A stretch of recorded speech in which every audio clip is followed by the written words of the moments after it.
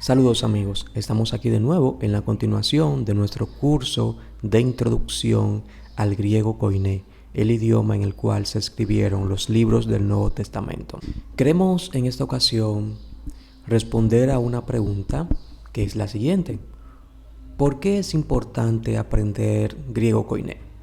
Si es una lengua muerta, a pesar de que actualmente el idioma griego se habla en Grecia y quizás en otros lugares, el idioma griego koiné, que es un idioma que está anterior, porque recordemos que el idioma griego que se habla actualmente en Grecia, es el idioma griego moderno. Sin embargo, el idioma que estamos aprendiendo aquí, el idioma griego, es el griego koiné, que fue el griego en el cual se escribió el Nuevo Testamento, o se escribieron los libros del Nuevo Testamento. Muchas veces cuando yo promociono un curso de griego, muchas personas me preguntan ¿para qué aprender este idioma? Y algunas personas piensan que aprender griego consiste en aprender a establecer una conversación con alguien en griego. Sin embargo, no es para esto. Otras personas dicen, oye, pero ¿para qué aprender griego? Para eso mejor aprendo inglés porque tiene mucho más ventaja, me deja dinero. Claro, eso lo entendemos. Sin embargo, aquí no estamos aprendiendo griego para hablarlo o para buscar trabajo. Si usted quiere luego profundizar con las bases que va a tener de griego koiné, luego profundizar en el griego moderno, sí lo puede hacer. Sin embargo, el idioma griego que estamos aprendiendo aquí es para realizar una exégesis, para poder acercarse al texto fuente detrás de las traducciones que se hacen del Nuevo Testamento. Recordemos, como dijimos anteriormente, el Nuevo Testamento, los libros que componen el Nuevo Testamento, aunque hoy en día nosotros los leemos en nuestros idiomas, puede ser en español, en inglés, en francés, en italiano, etc. Estos libros fueron escritos en otros idiomas, fueron escritos en otro idioma que es el griego koiné. Entonces muchos se preguntarán, pero si ya yo tengo las traducciones, si ya yo puedo leer el Nuevo Testamento en mi idioma natal, porque tengo diversas traducciones que me permiten hacerlo, ¿para qué perder el tiempo estudiando el idioma que está detrás de la traducción, en este caso el griego koiné? Aquí está el punto, y es que las traducciones o las versiones que se hacen de la Biblia, en este caso del Nuevo Testamento, no siempre reflejan lo que realmente quiso decir el autor de ese libro o de ese texto. ¿Por qué sucede esto? Porque las versiones de la Biblia o las traducciones de la Biblia son realizadas por casas editoriales que en la mayoría de los casos pertenecen a algún grupo religioso. Por ejemplo, la versión Dios habla hoy, aunque es una versión interconfesional, recordemos que fue realizada por las Sociedades Bíblicas Unidas en conjunto con el CELAM, que es el Consejo Episcopal Latinoamericano.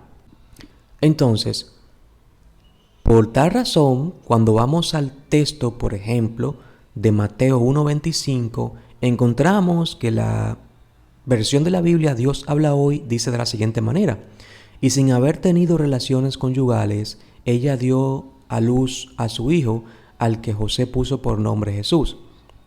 ¿Por qué esta traducción hace esta interpretación de este pasaje tan problemático y tan importante para la doctrina católica?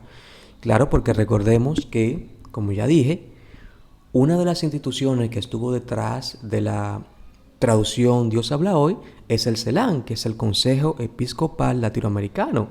Y recordemos que una de las doctrinas fundamentales del catolicismo es la perpetua virginidad de María. Si vamos a este mismo texto de Mateo 1:25 y lo leemos, por ejemplo, en la Nueva Traducción Viviente, leemos de la siguiente manera: pero no tuvo relaciones sexuales con ella hasta que nació su hijo, y José le puso por nombre Jesús. ¿Vemos la diferencia?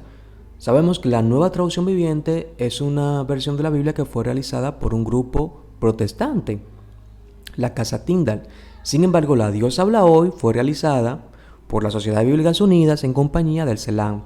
Entonces, por eso vemos que en un texto vemos que hay diferentes traducciones del mismo texto. Uno dice, y sin haber tenido relaciones conyugales. Si que deja por sentado, no dice precisamente hasta que, porque si traduce como la Nueva Traducción Viviente, que dice que, pero no tuvo relaciones sexuales con ella hasta que nació su hijo, da por sentado de que tuvo relaciones sexuales, porque dice hasta que. Sin embargo, la otra traducción que está en la Dios habla hoy dice, y sin haber tenido relaciones conyugales. Todos sabemos, o se puede buscar en los documentos oficiales de la Iglesia Católica, como para ellos este tema de la perpetua virginidad de María es un tema fundamental.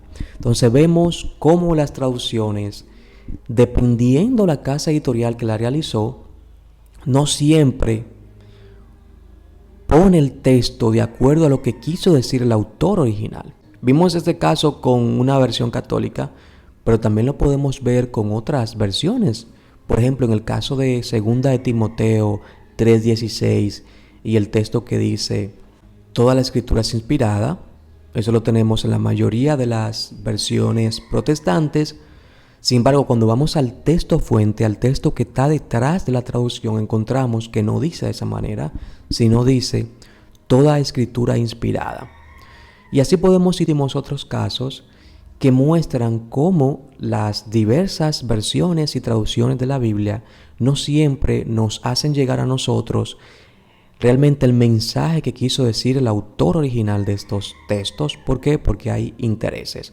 Entonces, por eso es la importancia de nosotros poder acercarnos al texto fuente. En este caso es el griego, si es en el caso del Antiguo Testamento sería el hebreo y el arameo, para poder nosotros hacer un exégesis y ver qué es en realidad lo que quiso decir el autor de un texto. Dicho sea de paso, estas clases de griego, hebreo, arameo son impartidas también en universidades del primer mundo. Por ejemplo, el caso de la Universidad de Carolina del Norte, por citar una entre muchas, en Estados Unidos y también en Europa. Es decir, que no es un invento, ni es un capricho, ni tampoco estos son estudios meramente religiosos, porque recordemos que la Biblia no solamente es usada por las iglesias y por las religiones, por el cristianismo, sino que también la Biblia es un libro que ha influido bastante en nuestra cultura occidental. De modo que también puede servir para personas que no están ligadas a la religión y quieren tener un conocimiento más adecuado y más avanzado de cosas que dice el Nuevo Testamento.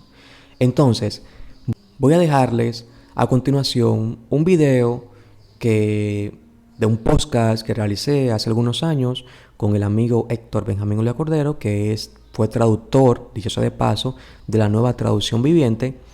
Y en este podcast hacemos unos cuantos análisis de por qué es importante aprender los idiomas en que se escribieron los libros de la Biblia, pero con énfasis en el Nuevo Testamento.